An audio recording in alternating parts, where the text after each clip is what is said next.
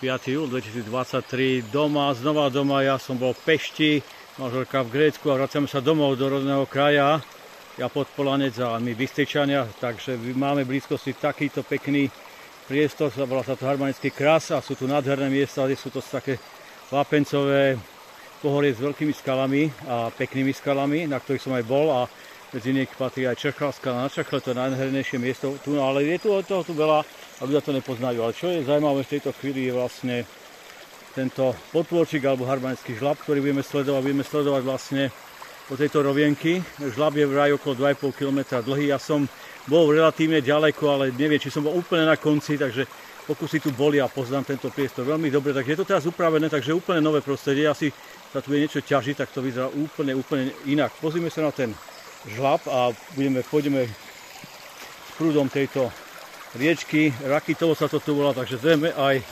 prameň sa volá Rakitovo a volá sa to aj Rakitovský vodný žlab. A asi toľko. Pred chvíľou tu bol snad, lebo tu tady to chodia vláky, to nebudete veriť. Tak bude to trošku záznamu dlhšie. Pozrieme si, je to veľmi dobre upravené, predtým to bolo veľmi kamenisté, potôčik tiekol kade chcel, teraz ten potôčik alebo to koryto je čisté, čo predtým nebývalo zvykom. Tak sa pozrieme na tie najzaujímavejšie časti. A tá najzaujímavá časť je aj tu, kde chodí vlak cez Veľkú Fatru.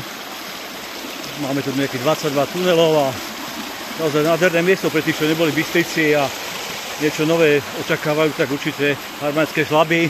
Ja som tu už natáčal, ale vtedy sme mali 20-30 sledovateľov tohto kanála, teraz sa blížime k 500, takže ďakujem všetkým, ktorí si ma pridali.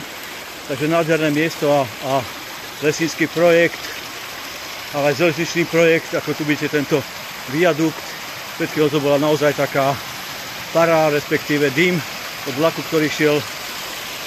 Takže ideme dole prúdom, je to tu upravené. Aj keď musím byť aj tak opatrne, lebo nie je to také triviálne a nechcem, aby skončiť v tom žlabe.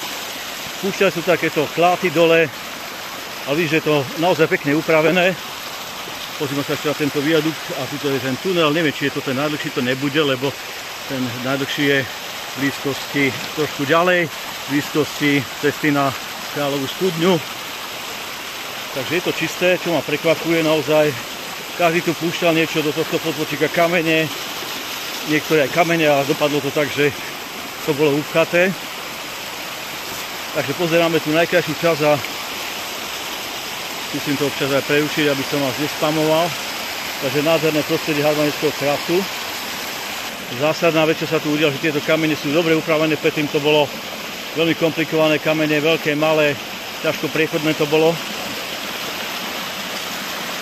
Takže naozaj to teraz oveľa lepšie, krajšie. Zrejme sa bude ťažiť, ako som povedal. Pre tých, čo tu už boli, tak vidíte, že táto cestička je úplne čistúčka, rovinatá.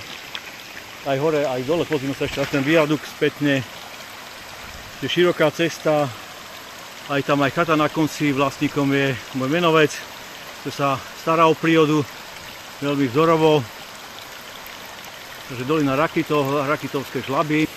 Takže koľko metrov dreva sa tu spúšťa, to nikto nevidí, už také štatiky neexistujú. Na konci dávame nohy do vody a naozaj je to veľmi dobrá akupunktúra, ale to si potom na konci vyskúšame. Tak aj zákuty sú zaujímavé, že to drevo muselo prejsť týmto terénom, týmto korytkom a tiež sa to podarilo, záviselo aké kusy šlo.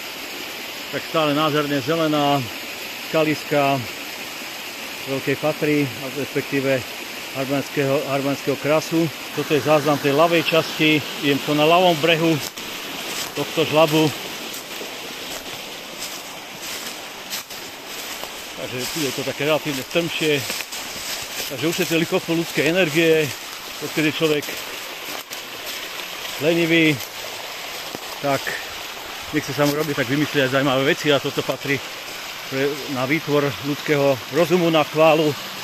Keď niekto lenivý, tak určite posúva niektoré veci dobre tak, aby spoločnosť, keby nebolo lenivých a inteligentných, tak asi by sme boli ešte v jaskyniach. Takže toto je tá, podľa mňa, jedna z tých najkrajších častí. Plynulé, čisté koryto. Ešte som neskončil, vidíte, tieto zákuty sú tu také zaujímavé. Takže skúsime niečo pridať, ale nemáme, tie kmene sú preč, tak je to aj dobré, je to aj zlé. Tak skúsim za chvíľočku pridať niečo.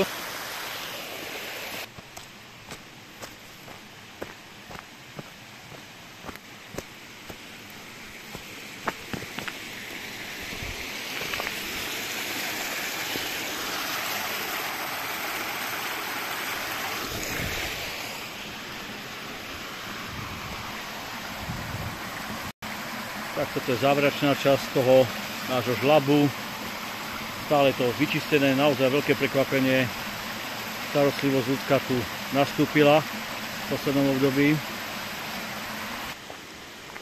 Je chýba takýto prístrešok. Nádherný letný deň. Táto zelená farba sa bude dobre pozerať v zime, keď tu bude sneh. Chodím vám tu raz, dvakrát do roka.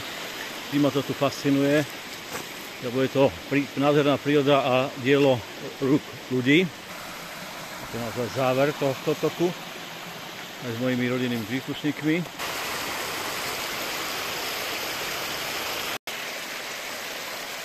Je chýba kvalitná, dobrá voda z Veľkej Fatry, z Harmanického krasu.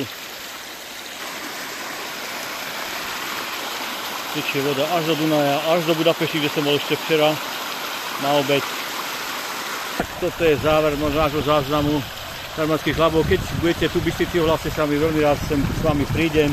Takže sem vodím návštevy aj zo zahraničia, aby videli, čo sa deje u nás. Áno, a to počuť, ako sa mnohí močia syna, ktorý bol v Grécku. A tu už je konečný sútok Harmanického potoka a Rakitovského potoka, ktorý je známy týmito žlabmi. Takže v finále, tu je taká elektrárnička, a to je celé. Pozrieme sa na tú elektráreň. A to je naozaj finále dnešného výletu po Harmanických žlabov. Opakujem, ak príjete sem, rád vám urobím sprievodcu takýmto nádherným priestorom, kde sa spája ľudí a nádherná príroda. A tento mostík je naozaj záverečný kapurkový. Ďakujem za pozornosť a príďte sem.